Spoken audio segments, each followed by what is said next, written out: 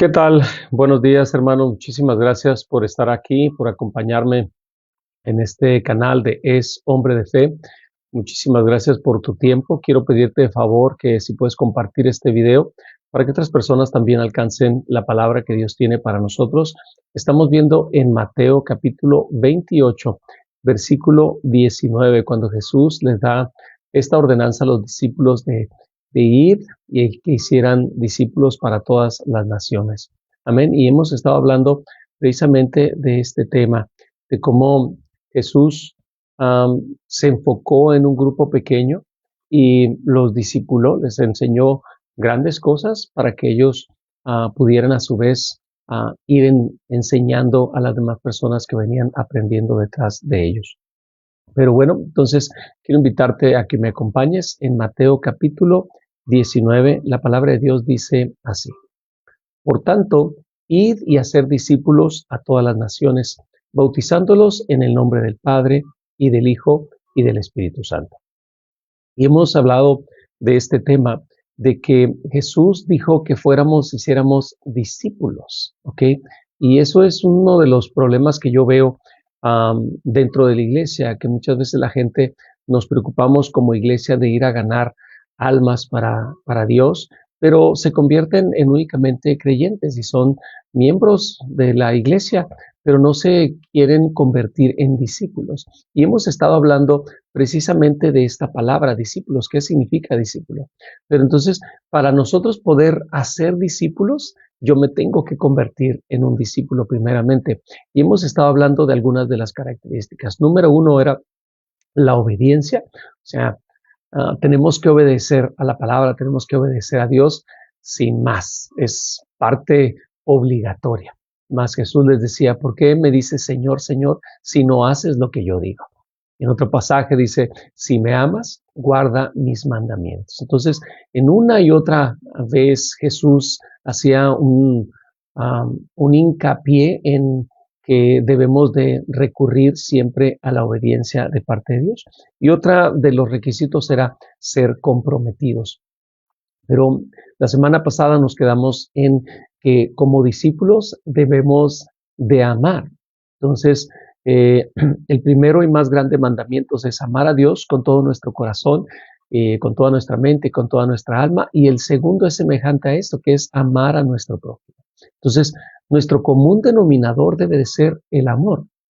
Y hablábamos precisamente de esto, debemos de amar a todas las personas. La gente debe de conocernos a nosotros como cristianos, como hijos de Dios, en que nos amemos los unos a los otros. Y es muy fácil amar a las personas que nos aman. O sea, no cuesta trabajo amar a alguien que me demuestra amor. No, no sé, a tus hijos cuando vienen y te aman, pues es muy bonito, a tu esposo, a la esposa, a los padres cuando vienen y te abrazan y te dicen que te aman, es muy bonito. Pero estábamos hablando precisamente de este tema de Jesús nos ordena a amar aún a nuestros enemigos. Y eso es de lo que quiero hablar el día de hoy. Cómo Jesús nos manda a que no es si querramos. Y quiero leer este pasaje que está en Mateo capítulo 5, versículo 43. Dice así: oíste que fue dicho, amarás a tu prójimo y aborrecerás a tu enemigo. Mas yo os digo, amad a vuestros enemigos, bendecid a los que os maldicen, haced bien a los que os aborrecen y orad por los que os ultrajan y os persiguen, para que seáis hijos de vuestro Padre que está en el cielo, que hace salir el sol sobre malos y buenos y que llueve sobre justos e injustos. Porque si amas a los que os aman, ¿qué recompensa tendréis? ¿No hacen también lo mismo los publicanos? Y si abrazareis a vuestros hermanos solamente, ¿qué hacéis de más? ¿No hacen también así los gentiles? Sed pues vosotros perfectos, como vuestro Padre que está en los cielos es perfecto. Y estamos hablando precisamente de esto, o sea, Dios nos ordena a amar y es fácil amar a las personas que nos aman, eso no nos cuesta trabajo. Y el problema aquí es amar a nuestros enemigos, amar a los que nos desean el mal. Amad a las personas que nos aborrecen, que nos persiguen, que nos critican, que nos juzgan, que tienen un odio, algún resentimiento en contra de nosotros. Y estábamos hablando de cómo nosotros podemos lograr amar a este tipo de personas, ¿ok? Y en primer lugar, debemos de ver que el amor, para poder amar a estas personas, es única y exclusivamente a través de Jesús. No se puede hacer. Esto es algo imposible de hacer si no tienes a Cristo en tu corazón. Fíjate, en este pasaje que acabamos de leer, dice, oíste que fue dicho, amad a vuestros, ¿cómo dice? Está en este, amad a tu prójimo y aborrecerás a tu enemigo. Fíjate, en el Antiguo Testamento, en el Antiguo Pacto, Dios permitía que nosotros aborreciéramos a nuestros enemigos. Pero ahora nos habla de algo diferente. ¿Y por qué ahora? O sea, sabemos que es el mismo Dios. Hay gente que lee el Antiguo Testamento y dice, parece que si fuera un Dios diferente el del Antiguo al Dios del Nuevo Testamento. Pero es el mismo Dios. Sin embargo, sí hay algo diferente y por eso Dios nos manda a amar a nuestros enemigos. Entonces, en primer lugar, para poder nosotros amar a nuestros enemigos, tenemos que aceptar a Cristo. Si no, es imposible. Número 2, para poder amar a nuestros enemigos, tenemos que aprender a perdonar. Si no perdonas, hermano, la verdad de nada te sirve. Es más, la Biblia nos ordena a que si nosotros no perdonamos a las personas que nos ofendieron, tampoco Dios nos perdona. Qué interesante. Entonces, el amor o el perdón de Dios está condicionado. Y como que nos cuesta trabajo esta palabra de decir que el perdón de Dios está condicionado, pero es lo que Él establece. Dice, porque si vosotros no perdonáis a los que os ofenden, tampoco vuestro Padre os perdonará sus ofensas. Y eso es natural, porque si nosotros no perdonamos, seguimos teniendo un corazón pagano, un corazón orgulloso, un corazón soberbio, un corazón con odio, con resentimiento, con amargura, y entonces obviamente pues no estamos o no vamos a poder recibir el perdón de Dios porque no tenemos un corazón limpio, un corazón puro. La palabra de Dios dice que sobre toda cosa guardada debemos de guardar nuestro corazón porque de él mana la vida. Entonces, muy importante, tenemos que perdonar. Y hay veces que nos cuesta trabajo perdonar. Es fácil. O sea, la Biblia nos dice perdona a todos, pero qué difícil. Amén. Entonces, ¿cómo lo hago? Simple y sencillamente tienes que comenzar a practicarlo.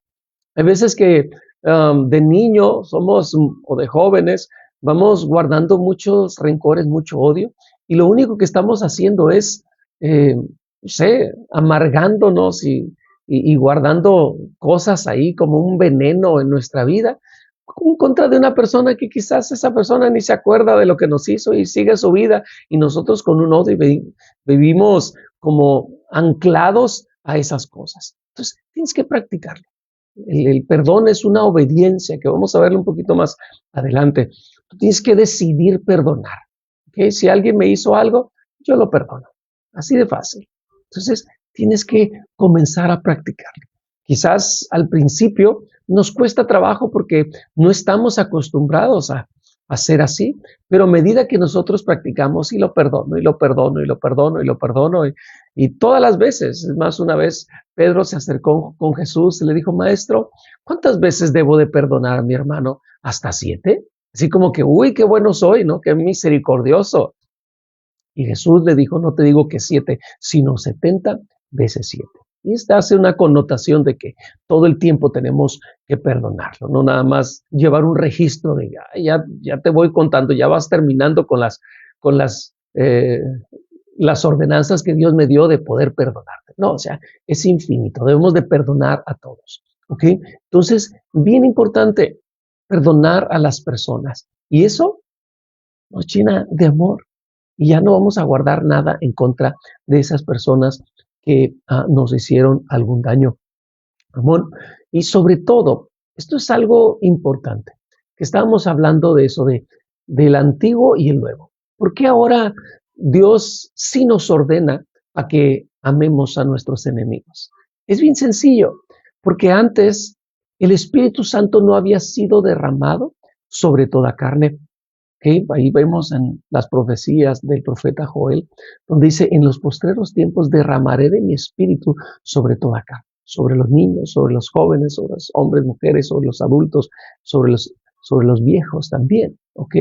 Entonces, Dios ahora derrama de su espíritu sobre nuestras vidas. Y cuando nosotros aceptamos a Cristo como Señor y Salvador, el Espíritu Santo viene y mora en mí. Ahora yo soy templo del Espíritu Santo. No era como en el Antiguo Testamento, en el tiempo antiguo, donde yo quería ir a adorar a Dios, tenía que ir a un lugar físico, tenía que ir a alguna sinagoga o tenía que ir al templo ahí en Jerusalén y ahí podía adorar a Dios porque representaba la presencia de Dios. Ahora ya no es así. Ahora el Espíritu Santo mora en mí, yo soy el templo. Entonces, Dios habita en mí.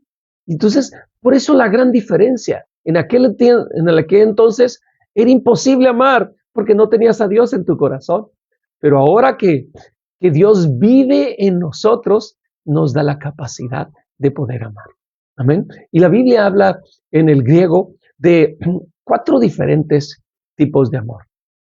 Amor número 1 del que quiero hablar es un amor filio. El amor filio es como el amor entre amigos, ¿ok? En aquel entonces, si tú le decías a un amigo, ¿sabes qué? Te amo, como amigo, no le decías así, le decías, te filio. O sea, ¿por qué? Porque era un amor filial, ¿ok? Y existe otro que es el amor estorges. Estorges era como un amor de un hijo hacia un padre o de un padre hacia un hijo. Y entonces, si un hijo le decía a su papá o a su mamá, mamá, te amo, ahora nomás tenemos una palabra para describir ese tipo de amor, pero en aquel entonces los hijos le decían a sus padres, papito, te estorges, ¿ok?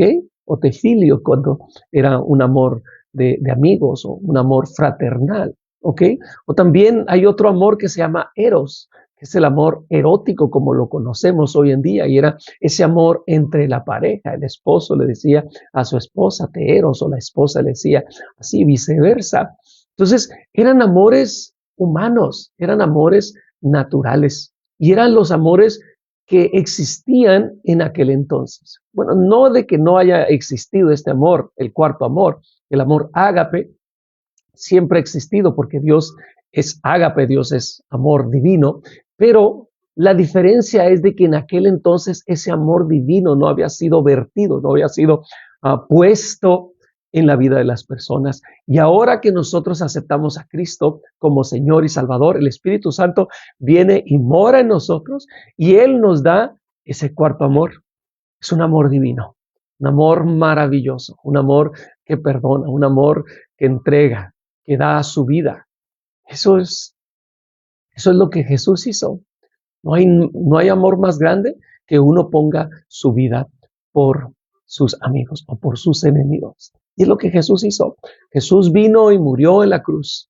Y aunque lo escupían, aunque lo golpeaban, aunque lo estaban crucificando, Jesús ahí en la cruz con dolor, con sufrimiento, estaba orando por ellos. Los mismos soldados romanos que en muchas ocasiones habían crucificado a mucha gente y eran despiadados, eran personas, eran verdugos y habían visto y estaban impuestos a que los maldecían y les gritaban cosas.